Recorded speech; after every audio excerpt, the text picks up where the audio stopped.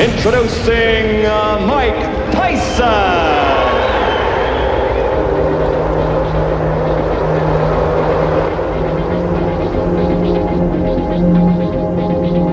I want a good, clean, hard fight.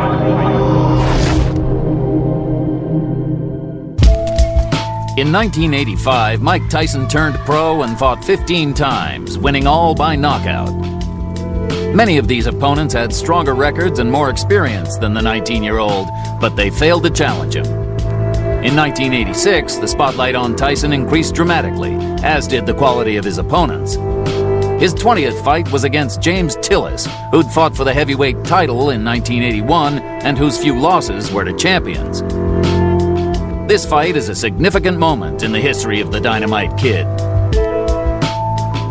There's the man who'll fight him today, 28-year-old James "Quick" Tillis of Tulsa, Oklahoma. 31 wins, 8 losses, 24 knockouts, now unranked, but he fought Mike Weaver for the WBA heavyweight title in 1981, and 5 of his 8 losses were to fighters who won world championships. And now, here comes 19-year-old Mike Tyson as he emerges from his locker room and comes toward the ring.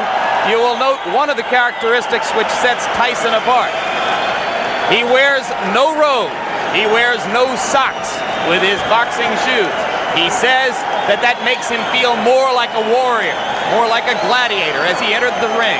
He'll be 20 years old on June 30, can eclipse Floyd Patterson as the youngest heavyweight champion of all time if he wins the title anytime before May 5, 1988.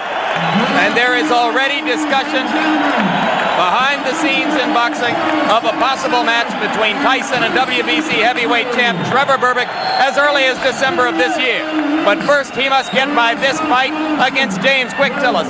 Promoters proudly presents the main event. 10 rounds of boxing in the heavyweight division. Your referee is Joe Cortez from New Jersey.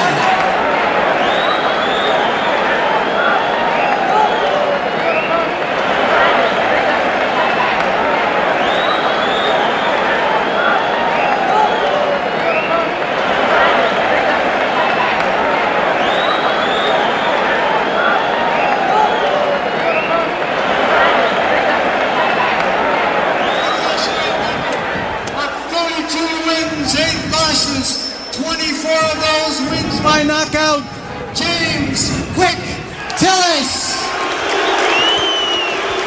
And in the blue corner, from Catskill, New York. Okay.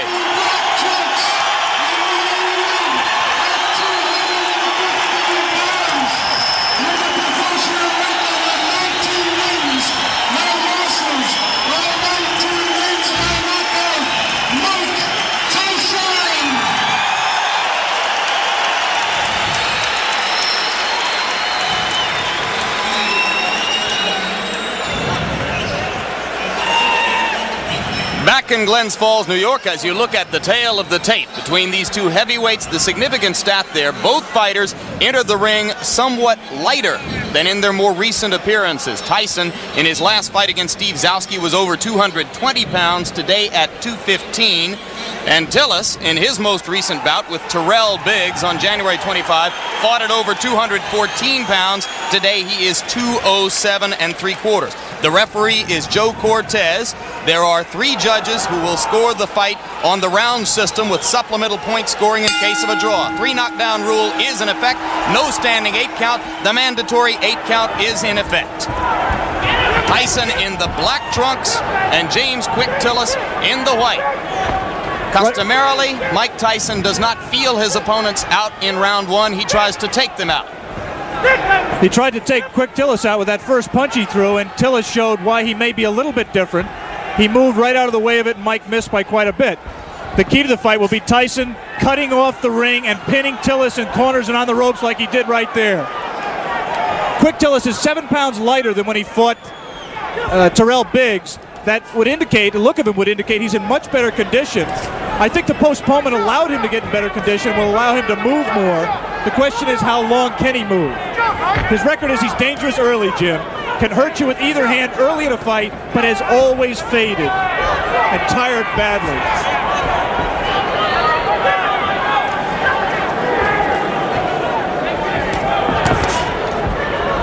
See Tillis delivering the left jab and following with the right. He is not running away from Tyson, and Tyson goes to work on the body. Some say that what sets Tyson apart is the intensity and the effect of his attack to the body. It is amazing to see such a young fighter understand so well the importance of body punching. Generally, it takes a veteran to understand that by punching to the body, you can take all that movement away from James Tillis, and that's what Mike Tyson plans to do. You saw Tyson with the left hook splitting Tillis' guard and getting the punch through moments ago as he had Tillis in the corner. Joe Cortez, the referee, the only one of the 3 judges in Las Vegas a few weeks ago who scored the Larry Holmes-Michael Spinks fight in favor of Holmes. That was an excellent right uppercut by Quick Tillis, which is a punch that should be effective against someone who comes in burrowing in like Tyson does. For some reason, Tillis landed. He was so shocked he grabbed.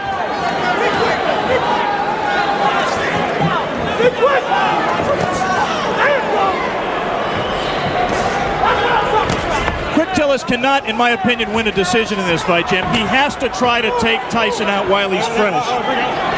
You see that Tillis grabs Tyson behind the head when he ties a fighter up. He customarily does it by tying them up behind the head. That will not deter Tyson from flailing away at the body, as he did right there. And Joe Cortez, the referee, quite properly did not break the fighters because Tyson's hands were not tied up.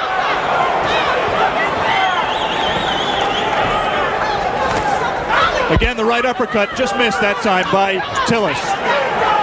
Late in round 1, a round in which Tillis has not acquitted himself too badly, as he has managed to stay away from Tyson's thunderbolts, although he just took a right hand.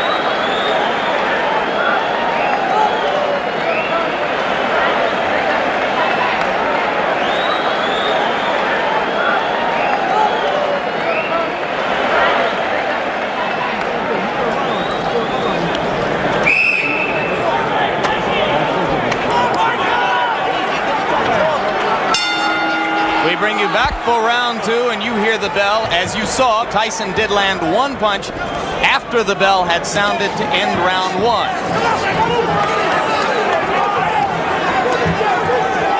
Most people in boxing, if they're looking for a way to beat Mike Tyson, believe it will be done by a fighter who is able to move and punch effectively on the move, as Henry Tillman did in winning 2 fights from Tyson in the Olympic trials as amateurs. All right, bring out, clean, come on. Tyson just landed 2 solid left hands. The difference, obviously, is here Mike Tyson has 10 rounds to wear down his opponent. He had to go all out in the 3 rounds amateur limit. Lost to Tillman in the Olympic trials. Right hand lands flush on the cheek of Quick Tillis, but that was an extended right hand. He was not in close enough to do maximum damage. Yeah, but he's not letting go of Mike Tyson. He might be shaking his hand, which generally means that he was hurt by the punch, even though it was, as you say, extended.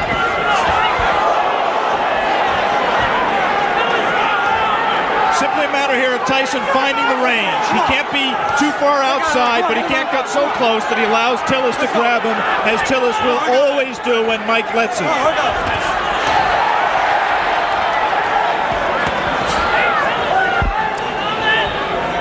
Tyson can be hit. He was openly disappointed with the number of times that Steve Zowski landed on him in his last fight. Any custom auto-trained fighter prides himself on his defense. And Mike really was disappointed that Zowski hit him with some right hands, really silly right hands that he should not have been hit with. It was just a loss of concentration. The right hand by Tillis was blocked there. A jab by Mike Tyson, a rare punch for him in his first 19 fights. A punch that he is smart enough to know that he's going to need if he's going to move up to world-class competition. He's been using it more in training and says that we'll see a lot more of it in this fight. He just tried it there till Tillis knocked down 2 of them.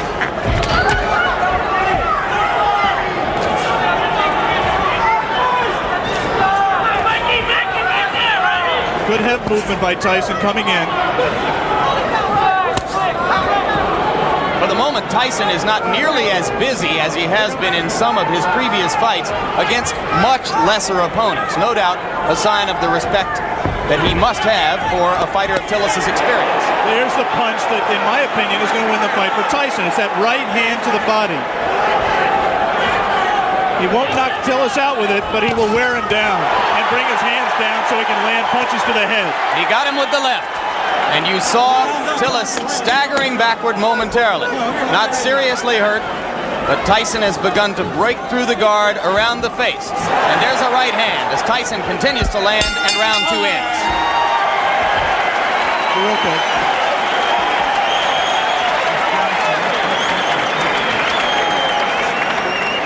From the beginning, you don't fight like that. Turn the supersonic on.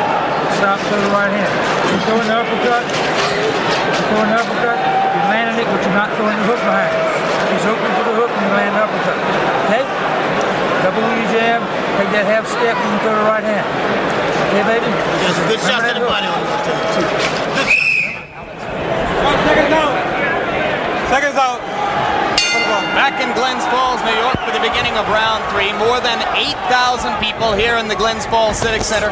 Almost all of them rooting for the fighter that Upper New York State thinks of as its own Mike Tyson.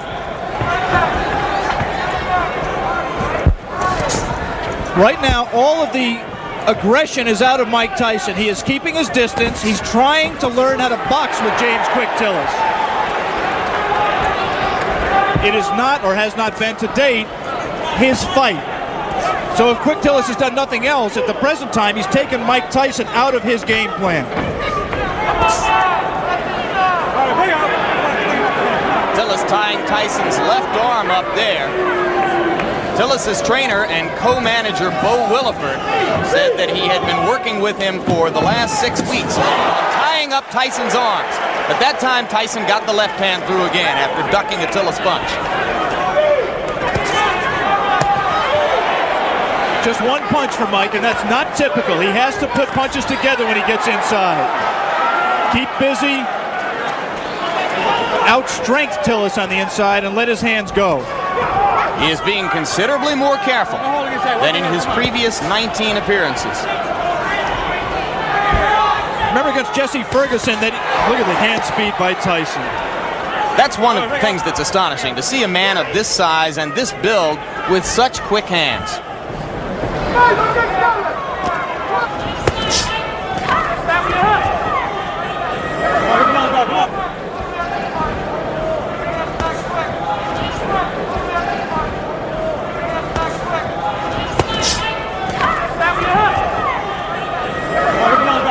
I was saying in the fight against Jesse Ferguson, Ferguson fought a negative fight, fought to survive for the most part. The punch that turned the fight around was a combination, actually, a right to the body and then doubling with it, coming right up the middle. Let him go. Looks to me like Tillis is open for an uppercut up the middle the same way. Come on, get those arms out. Come on, work out of there. This is an important learning experience for Mike Tyson. He's going to have to be able to handle a Quick Tillis to get to the top of the even. He is right now. Tillis is making the mistake of trying to trade with Mike Tyson. He should be moving off the ropes. Instead, he got into a little bit of macho there, and Quick Tillis is not going to be around long fighting that way. Again, he scores with the right uppercut. Does Quick Tillis. Repeatedly, Tillis has scored with the right uppercut. But Tyson is beginning to wear down Tillis' defenses, particularly when he catches him against the ropes and then releases the hands. Round 3 coming to a close, and Mike Tyson warms to the task once again as the round comes to a close.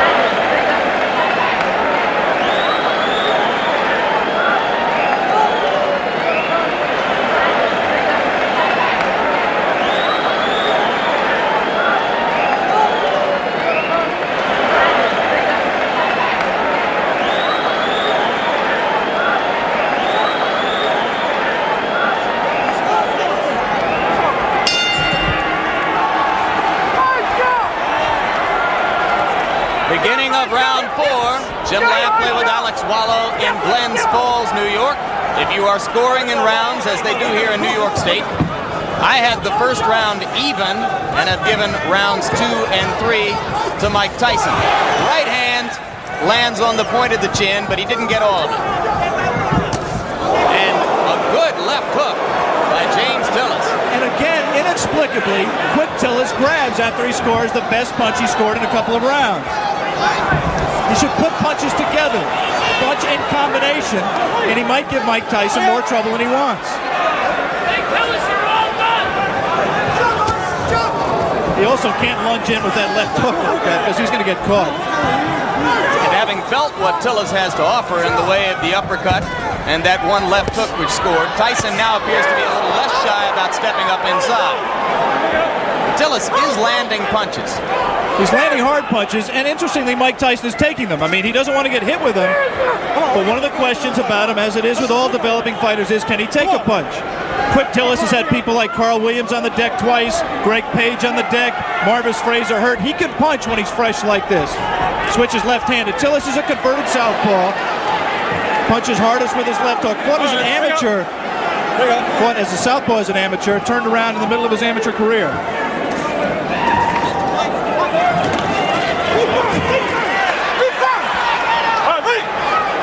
Both of those left hooks miss slightly for Tyson. Look how low he gets to duck under those punches. Extraordinary. Tillis could have butted him with his knee there. Right now, Mike Tyson is having problems solving James Quick Tillis.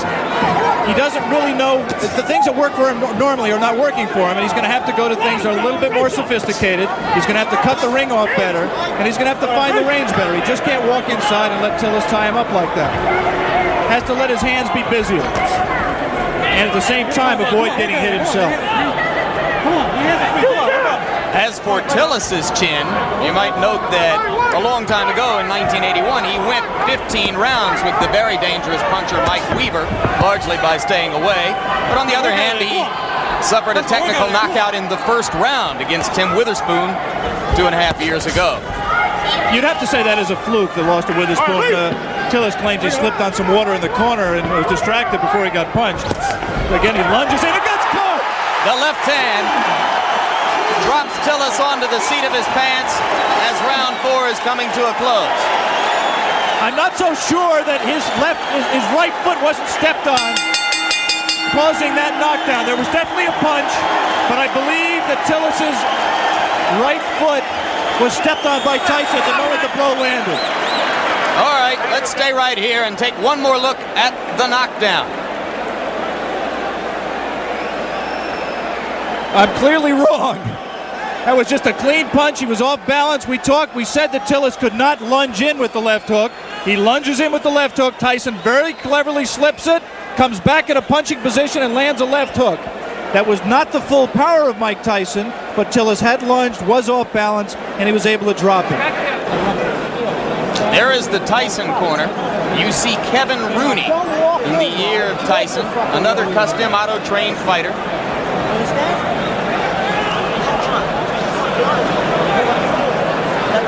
The longest Tyson bout was the fight against Jesse Ferguson. A TKO at 1 minute 19 seconds of the 6th round. Now round 5 begins here in Glens Falls.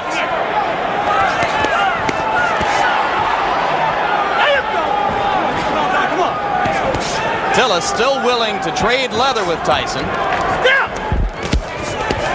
I don't think that was a punch. The knockdown punch was a punch that hurt Quick Tillis. It definitely got his attention, but he wasn't debilitated by it. It's not that was not looking. Did not look to me to be the beginning of the end. He might have learned not to lunge so badly with the left hand, though. And there you see Tyson whacking away to the rib cage with the right hand. Again, Cortez warns Tillis for holding behind the head. Tillis switches briefly to southpaw and goes back. And again, he holds behind the head. Mike Tyson is not doing his job in those clinches. His hands are free, but he isn't using them. Right there, there's no reason for Mike not to rip punches to the body. We talked about his ability as a body puncher. He has it. He just isn't using it. Watch inside, man. Watch inside. All right, bring up. Let's go, step back. Tillis turns away for a moment to spit, but so far he does not look hurt, as Alex pointed out. Looks rather fresh. Has had a tendency in the past to tire.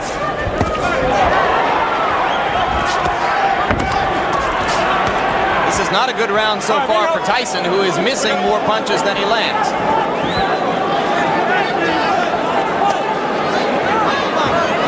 And again, not busy in the clinch.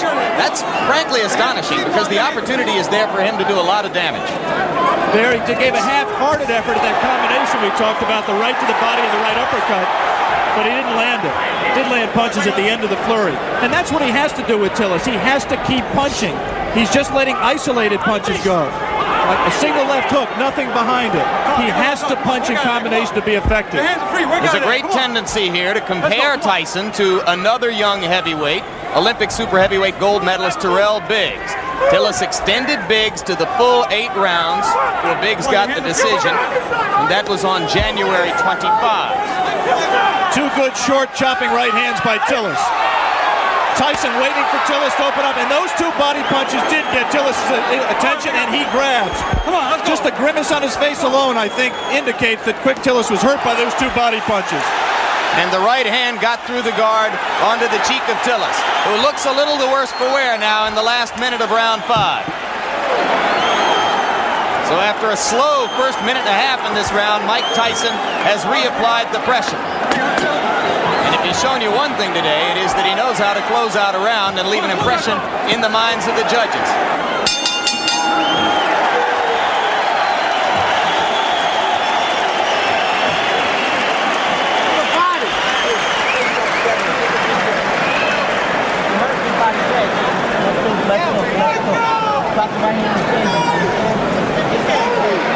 Spirit time. Spirit muscle. Holy Ghost time. Come on. Tip. Just tip. Don't let it change. Just tip. Then when you see it, let it go. Okay? You hurt him with that uppercut. Now, don't be careful with that wide left hook. We are back for round 6. And it's a piece of trivia at best, but now Tillis has an opportunity to go farther with Tyson than any of his previous opponents if he can last past 119 of this round. Well, I think if Mike continues to fight this way, Tillis has the chance to break the knockout string. He's got to be busier. Tillis does have a tendency to tire very badly in late rounds.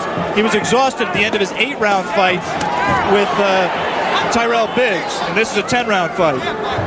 But Mike Tyson has to throw punches that mean something and throw them in combination. Those are just arm punches. There's nothing on those punches. He's just count the number of effective punches that Mike is letting go. And they're very few. Let's go. He's just trailing Tillis around the ring, not cutting it off effectively. Come on, work out of there. Come on, work out. Your hands. Allowing himself to get tied up, accepting clinches. Now the crowd begins to implore Tyson to give them something a little bit more exciting than what he has demonstrated here. And now it becomes clear that Tillis will last longer than anyone else has, as we have just passed the point at which Jesse Ferguson was bid to stop by Luis Rivera in Troy, New York, a couple of months ago. That punch missed, despite the crowd reaction.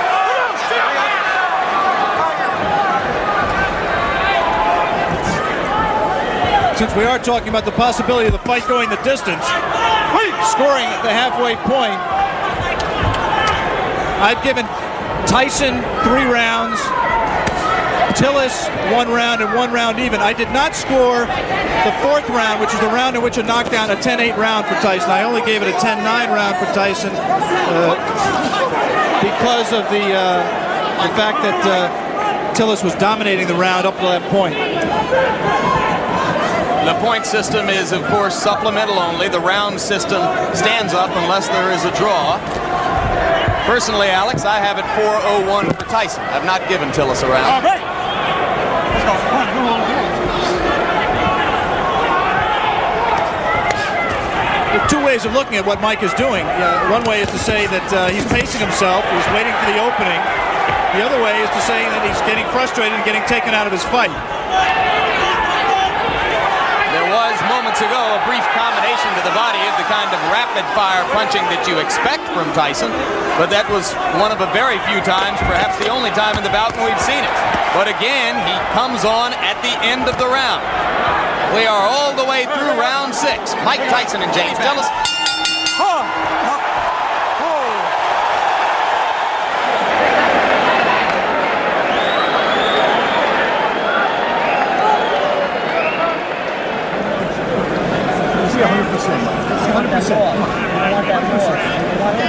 More sevens. Get out there. More sevens. 5, 6, 5, 6. Be first, be last, but be last. Okay, let's go, man. For the first time in a professional career, which began 13 months ago, Mike Tyson enters round 7. Another heavyweight. Tyson with the lead in the fight to this point over James Quick Tillis, but fighting a curiously docile fight so far. Not nearly as busy or as aggressive as we've seen him in his 19 previous outings, which resulted in 19 knockouts. He almost looks right here like he's waiting for Tillis to make the fight, to come to him. In case you've just joined us, it is Tillis, the fighting cowboy from Tulsa, Oklahoma, in the white trunks, Tyson in the black. Tyson co-managed by Jim Jacobs and Bill Caton. Tillis co-managed by Bo Williford and Gary Bentley. One curious thing that we learned before the fight about Tillis' condition, we said he's always tired late. Bo Williford and Gary Bentley found out after the Biggs fight, through the doctor's examination, that James Tillis has a number of allergies. Among them, allergic to milk, citrus, and wheat, which could make things difficult for a fighter who, on the day of a fight, eats wheat cakes, drinks milk, and orange juice. Let it go. Come on, let it go, James. We have to assume that that was not his pre-fight meal today. He actually was eating mainly cranberry juice. But it has helped his stamina, and I think he also trained harder for this fight. He realizes this fight means everything to him. He has lost 4 of his last 5. And Bo Williford told me last night that if Tillis were to be knocked out today and wanted to continue as a fighter, he would do so without the help of Bo Williford. Yeah, this is career time for James Quick Tillis.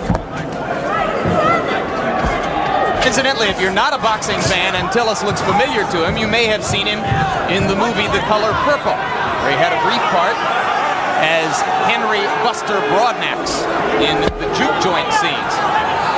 Spent 2.5 weeks with Steven Spielberg and crew in Los Angeles, where they called him Dark Gable. There's a right hand by Tyson. And the uppercut. Tillis is not noticeably hurt by that punch. But he's cut. There is blood above his left eye. Exactly right. Mike was a little bit extended with the punch, did not have the proper range for full power. Now he's at the right range, though. He lands something here. This is where he can be effective. Again, not punching at the body when Tillis grabs him behind the head. Tillis landed a left, didn't seem to faze Tyson at all. We will stay here between rounds, as it is Tillis who tries to flurry at the end of round 7, with the blood now seeping out from an apparent cut above the left eye. Bill Nunnery does the cuts for, well, actually Bo Williford is doing the cut himself right now. Doctor in looking at it. As we look at Tyson's corner, the action is in the opposite corner, right there where they are working on James Quick Tillis' left eye. Let's take a look back at the action from round number 7.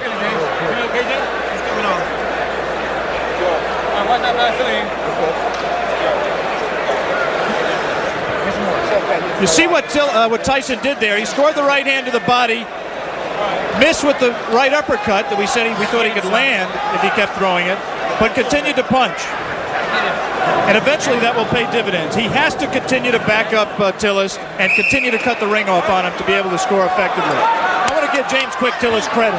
He's been in with a tough young bull, and he's fought harder and stronger really than I've ever seen him fight in his career, including the time he fought for the title. He is showing something that a lot of people have questioned over his career, and that is his heart. He's cut, he's taken some brutal punches, and he is fighting back, moving and still trying to win this fight. One of the greatest trainers in the history of the sport openly questioned Tillis' heart while he was working with him. Angelo Dundee worked with Quick Tillis for the Weaver fight and some subsequent fights. He finally just gave up. He said James had no spirit to fight. Tillis told us in the pre-fight interview that he found that spirit. Didn't know why he'd never had it, but said he found it for this fight. He was going to be a different fighter, and he has been. You cannot question his courage or his commitment today. He has been there from the opening bell. He has not run away as he did 15 rounds against Weaver in 1981.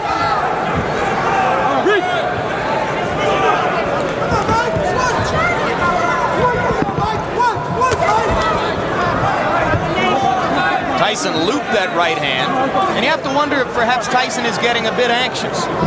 We are into round 8. The knockout string has been a prominent part of the marketing and publicity which has surrounded Tyson's rise. It won't be quite the same if he's 20-0 with 19 knockouts. There's no question that up till now, if the fight continues this way and goes to a decision, Tyson, in my opinion, will win the decision, but the Mike Tyson mystique will suffer. He has not scored a knockout. He has not really hurt Quick Tillis, even though he has knocked him down and cut him. And he's let Tillis stay in the fight when other fighters, such as a Tyrell Biggs, really had Tillis out of the fight and in more trouble. In fairness to Tyson, we should repeat, Tillis appears to be in much better condition for this fight. Could that, in fact, Alex, be good for Mike Tyson? Yeah, I think ultimately you're exactly right, Jay. This kind of a fight is absolutely essential to his learning experience. It's obvious for a fighter who punches with as much power and who places as much of his fight plan on power as Tyson does, that any kind of movement cuts down on his power because it doesn't let him set himself as well.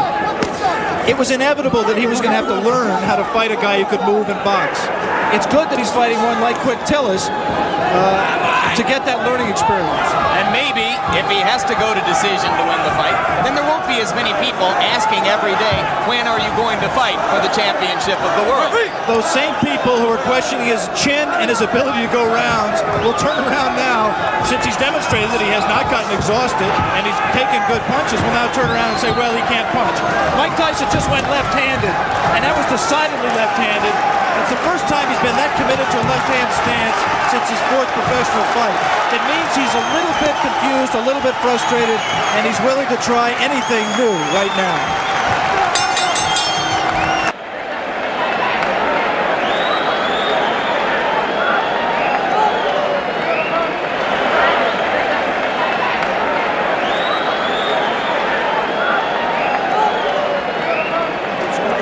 Fights up for grabs, man. Fights up for grabs right here. Come on, you gotta pull it on. Jab, get in. Put pressure on behind the jab. Don't walk straight in. You're not moving your head. Get the jab. You're not gonna move your head. You gotta punch. You gotta just keep punching. Exchange with this guy. Yeah, we can hear that now. You move your head. Come up, punch it. Fight wide open.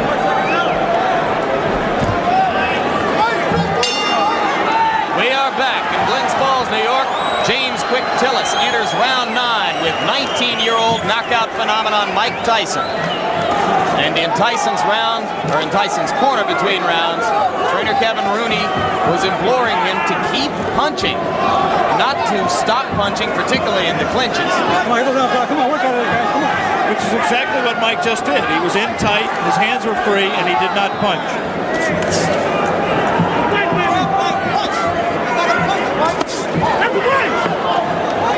This Mike Tyson looks very much like the Mike Tyson who lost 2 close decisions to Henry Tillman in the heavyweight trials for the Olympic Games in 1984. He is confused by the movement. The movement does not allow him to hit a stationary target, and therefore he can't set himself as well. We have not seen the evidence of the jab that Mike Tyson said we would see. And Henry Tillman recently scored a first-round knockout over Bash Ali in a cruiserweight fight. Could he be, in his own way, Alex Wallow, progressing at just as impressive a rate as Tyson? Well, Henry Tillman was very impressive winning the North American Boxing Federation Cruiserweight title by scoring a sensational first-round knockout over Bash Ali, as you pointed out. It's difficult to judge. First of all, I haven't seen all of Henry Tillman's fights. And second of all, he hasn't fought in the same division as Mike. He's been fighting as a cruiserweight. There's not as much talent down there. It's difficult to say. I was very impressed with Tillman against Bash Ali. He will be inevitably a future opponent of Mike Tyson, as will Terrell Biggs and a number of other these young heavyweight prospects. Coming up immediately after this fight, our coverage of the Kentucky Derby, beginning of ABC Sports, run through the Triple Crown this spring. Right now we are in round 9. Mike Tyson well ahead in the scoring, or so we would judge it, against James Tillis, but looking for a knockout to keep his 19 knockout string alive. I'm not sure he is looking for a knockout, Jim. He certainly isn't fighting like someone who is. It's possible that, number one, he doesn't know how to knock Tillis out. Tillis has presented a problem to him in terms of power punching that he can't solve. But secondly, it's also possible that Mike Tyson is interested in how he is going to react to fighting rounds. He's heard all the doubters say he can't go 10 rounds or 15 rounds, and maybe he's in the back of his mind trying to find out exactly how he is going to respond in that kind of a fight that he is in no danger, in my opinion, of losing. Maybe in the front of his mind. 22 seconds remaining in round 9. More and more it looks as though Tillis is going to be able to go the distance. And Tyson again is not busy during the clinches when his hands are free and he has a chance to punch. Landed a right hand on Tillis' nose, but again from a long enough distance that it didn't damage Tillis.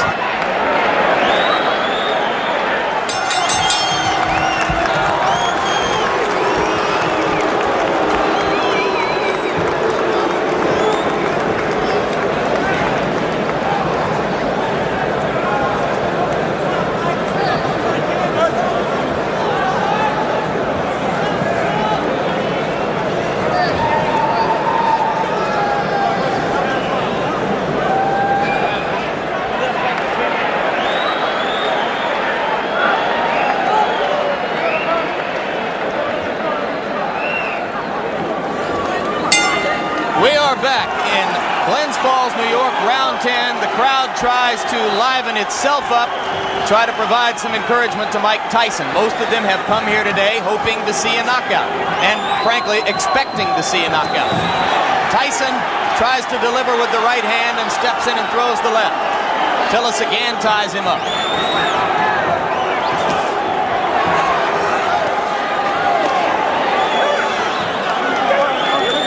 James Tillis is still a dangerous fighter. This is the most power and zip he's had in his punches at this late stage in a fight that I can ever remember. Tyson knows it, and I just don't think he's going to take any unnecessary chances. You can be sure he wants to keep the knockout string alive. But he also is just not going to take any unnecessary chances. He wants to win a decision, win a fight. He'll be 20-0, still undefeated, and in his mind, I think, still well on his way to a heavyweight championship. Could Tillis have revived his career somewhat, even with a loss, if he stands up? Well, this certainly is a respectable showing, and there certainly will be notoriety to the man who broke Mike Tyson's knockout string, especially if Mike resumes the knockout string after this fight. Always difficult to know why a crowd is booing. You can't psychoanalyze 8,000 people. I think it's possible that they're disappointed in Mike's performance. They came here wanting to see him do what he's done in his previous 19 fights, and he doesn't appear at this point to be going all out to satisfy them. Landed the left hand, but Tillis stood right there. Cut is no longer a problem. It has been effectively stopped. Tillis comes straight in.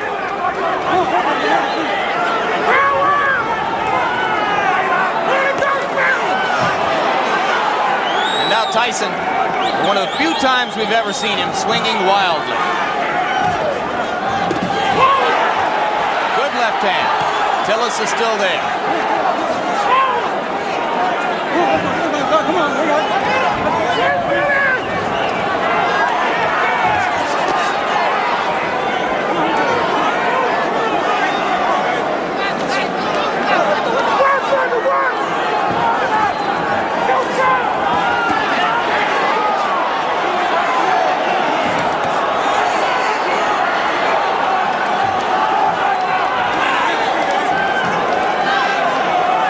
Well, there will be very little doubt about the decision here. The scoring might be slightly different in Tulsa, Oklahoma. Tillis continues to give a good account of himself. And backs Mike Tyson up onto the ropes, which is a first. A little of Tyson's own medicine. It will be interesting to see how Mike reacts to this. Closing with a flurry. The bell is going to sound.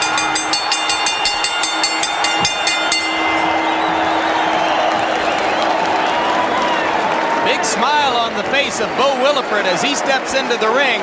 I think he's quite proud, win or lose, of James Tillis. Mike Tyson comes back and gets wiped off by Kevin Rooney. We will have the decision very shortly.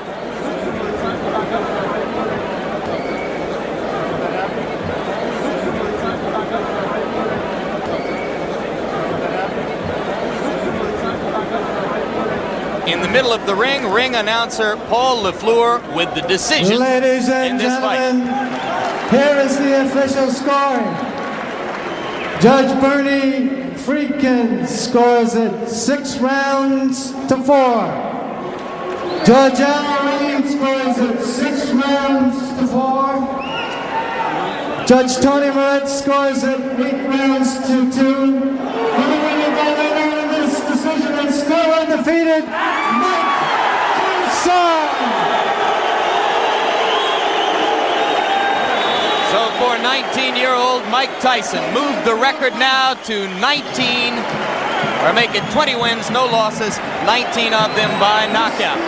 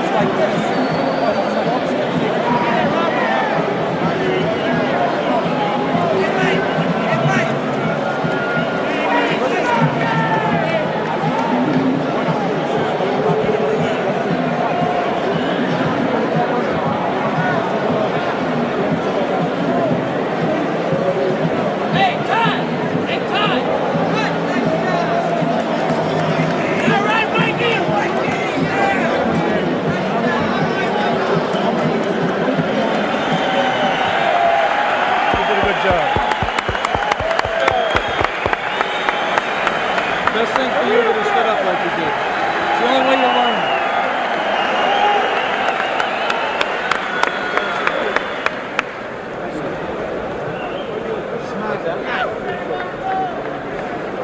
Mike, your reaction to your performance? Well, I thought myself it was the best performance in the sense that I went 10 rounds and I don't feel tired at all. But I was just a little leery about going to 10 rounds. Even though I was sure I could go, but I just was a bit leery about going there. And now that I know I can go to 10 rounds, I fought a guy that people don't understand was up for this fight. To the best of his life, he was in the greatest shape of his life, and he was prepared to fight. Mike, my main criticism of your performance would be that you didn't put punches together like we've seen you do in the past. Was his movement a problem? No, it's not that the movement was a problem. It's just that I was a little leery about the rounds, and he was running. And I knew it was looking good to the crowd that he was doing something, but I know from professional fighting, he can't win a fight by running. How disappointed are you that the knockout string is over? Not at all. If anything, I feel relieved, and I'm confident if I wanted to, I could have knocked them out. You have always said that Cuss was always critical of your performances. What do you think Cuss would have said about today's performance? Well, I got hit with punches that I had no business getting hit with.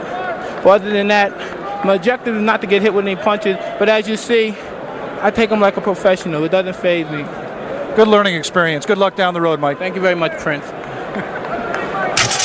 Mike Tyson was exceptional, wasn't he? He's one of those who come along, he's brilliantly trained and managed. I don't mean that was why he was so great. He'd have probably been great if he was thrown in with anybody at any time. But on the other hand, he was well looked after and well taught,